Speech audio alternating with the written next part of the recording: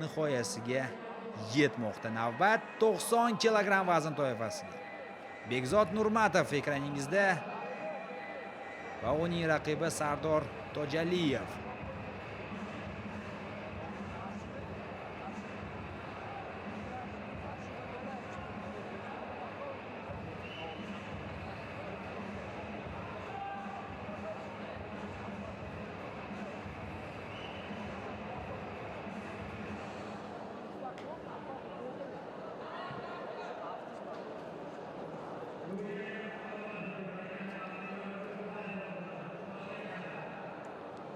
Demak, jang referisi Baxtiyor Chudbayev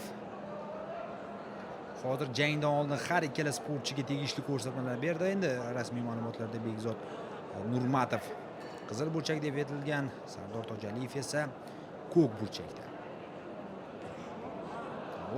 Qanday boshladi Sardor Tojaliyev. Javob ham o'ziga xos tarzda berildi.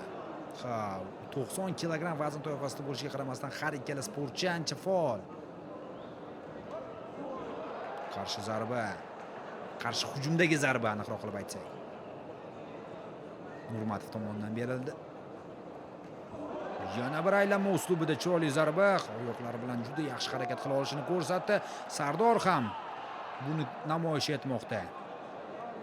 Tojaliyev va ordish uslubiga o'tmoqda. Bu usulni oxirigacha yetkaza olmadi. Endi bu vaziyatdan chiqib ketish biroz qiyinroq bo'ladi Bekzod Nurmatovga.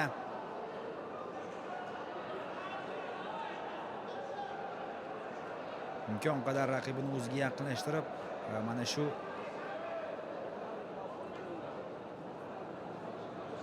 holatda zarba o'tkazib yubormaslikka harakat qildi Bekzod Nurmatov.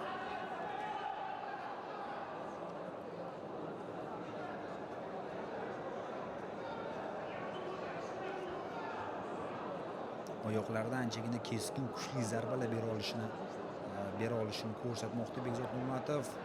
Chap qo'lida hozir ishga soldi. Ikkinchi marotaba bir nuqtaga endi Bekzodning o'zi parter holatiga olib keldi. Ikkinchi bor harakat qilmoqda. Bu vaziyatda chiqarib yubormasa, jangni muddatdan avval nihoyasiga yetkazishi mumkin.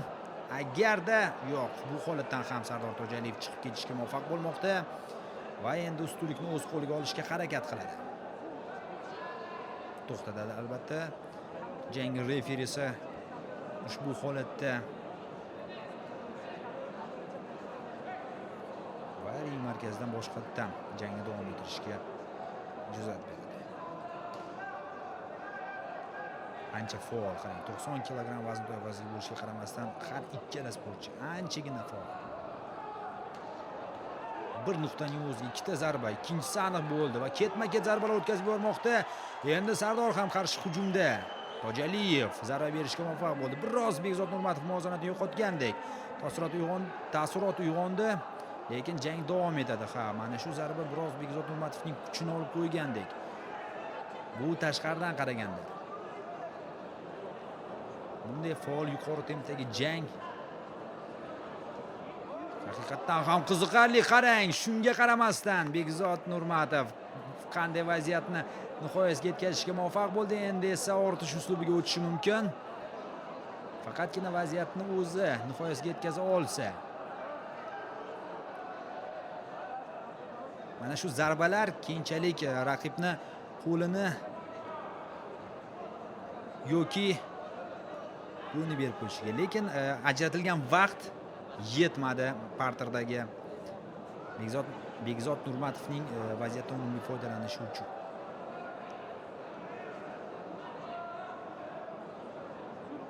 Biroz to'liqdi har ikkala sportchi. Endi albatta 90 kilogramm vazn toifasida mana bunday yuqori tempda jangni olib borish ham oson emas.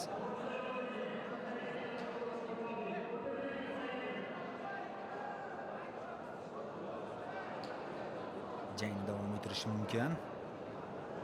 Biroz nafasni rostlab oladi har ikkala sportchi. Buni yuqori tempdan keyin va mana bu kuchli zarba. Juda kuchli zarbani o'tkazib yubordi hozir Tojaliyev. O'zi kelib olishi kerak. Ulgurarmikan?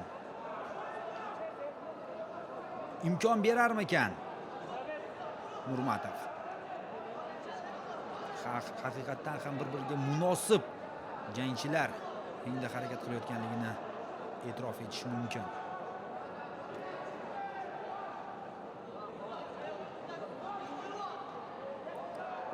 Mana bu yerda o'zini qiyin ahvolga solib qo'yishi mumkin.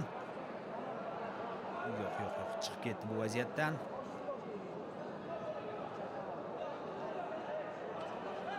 Endi esa og'irtish uslubiga o'tmoqchi. Vaqt yetmadi.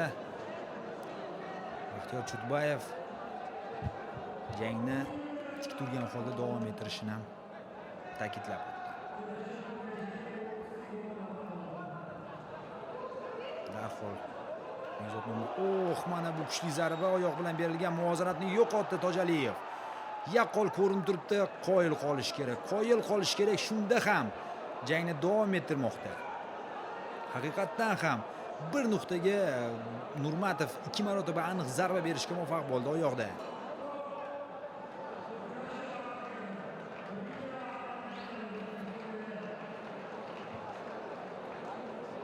Va birinchi raund o'z nihoyasiga yetmoqda. Anchagina qiziqarli jang. Bilasizmi, hatto biror bir fikr ham bildirish qiyin, kimning foydasiga hal bo'ldi bu raund. Raund avvalida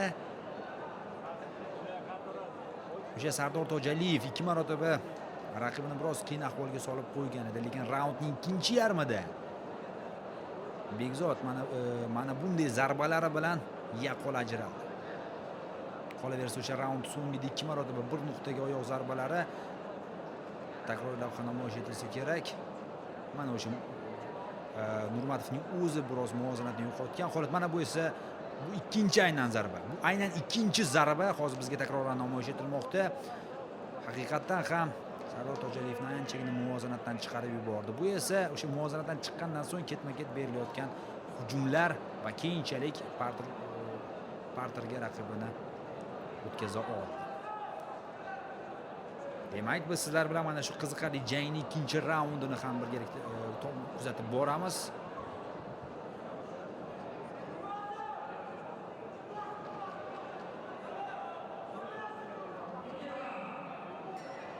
Demak, ikkinchi raund. Biroz nafaslarni rostlab olishdi har ikkala sportchi. Menimcha tempni pasaytirishmaydi. Faollikni tushirishmaydi. Darhol Sardor Tojaliyev oldi qo'lida zarba berdi va darhol turishni o'zgartirdi. Mana shunday tarzda raqibni chalg'itishga harakat qilmoqda. O'zi ham hozir zarba o'tkazib yubordi.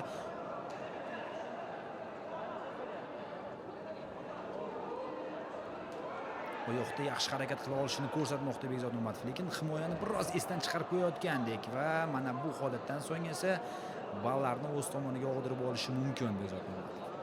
Ikkinchi raundda ham faol boshladi. Og'irtish uslubiga o'tmoqda. Agar hozir qo'lni chiqara olsa, juda qiyin ahvolda qoladi Sardor Tojaliyev. Birinchi urinish, ikkinchi va mana uchinchi urinishda hozir bir amallab qo'lni chiqarib oldi. Bo'ldi. Endi bu holatdan chiqib ketish juda qiyin. Sabr qilmoqda. Bo'ldi. Tamom. Jang o'z nihoyasiga yetdi. Oxirigacha dosh berishga harakat qildi.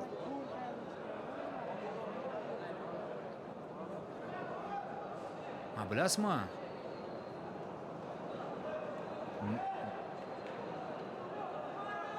Hozir takrorlab agar bizga namoyish etilsa, yo'q, jang davom etadi. Men uzr so'rayman, bu yerda belgilangan vaqt o'tib bo'lgan ekan. Shu sababdan ham Baxtiyor Chudbayev parter holatini to'xtatdi. Charchashdi, lekin faollikni kamaytirishayotgani yo'q. Qoyil har ikkala sportchiga.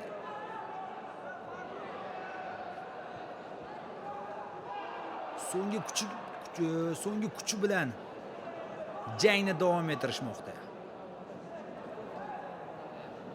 Yana vaqt ochildi. Endi bu yerda qandaydir faol harakat ko'rish qiyin bo'ladi.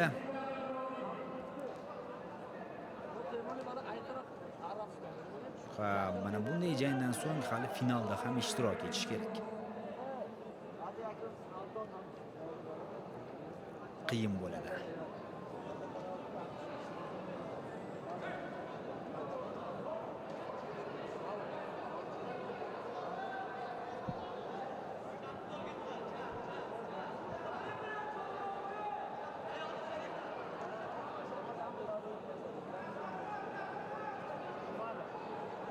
hozircha endi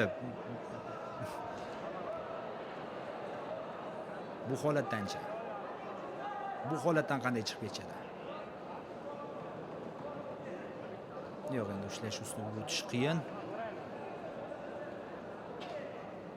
Referi hisobni ochgan, ya'ni mana shu parterga ajratilgan vaqtni hisoblab bormoqda.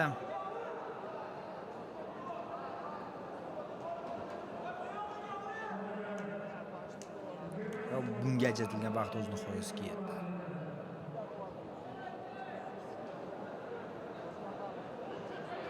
Mana shunday holatda birgina aniq kuchli zarba jangni muddatdan avval nihoyasiga yetkazishi mumkin. Yakunlashi mumkin. Qay bir sportchi tomonidan bo'lsa ham. Faol hozircha Bekzod Nurmatov.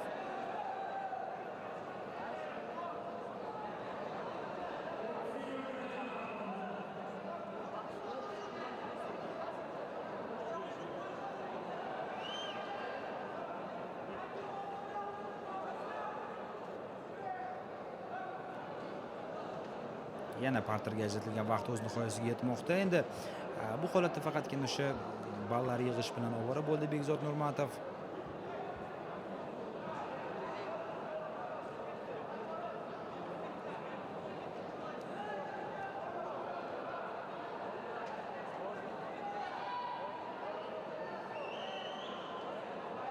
Kutmoqda, qarang, Sardor Tojaliyev. Go'yoki birgina kuchli zarba berishga harakat qilmoqchi bo'lgandek. Va bu raund ham o'z nihoyasiga yetdi. Bilasizmi, endi ikki raund yakuniga ko'ra bemalol bir fikrni aytib o'tish mumkin. Ochkolar borasida Bekzod Nurmatovning ustunligi bor. Juda katta emas, lekin bor. Baribir Sardor Tojaliyevga ham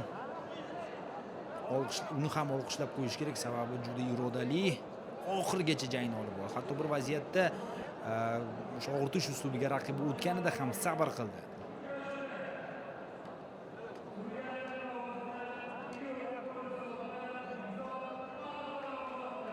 Va Bekzod Nurmatovning bu yerda g'alaba qozonganligi e'tirof etilmoqda. 90 kilogramm vazn toifasi dastlabki yarim final.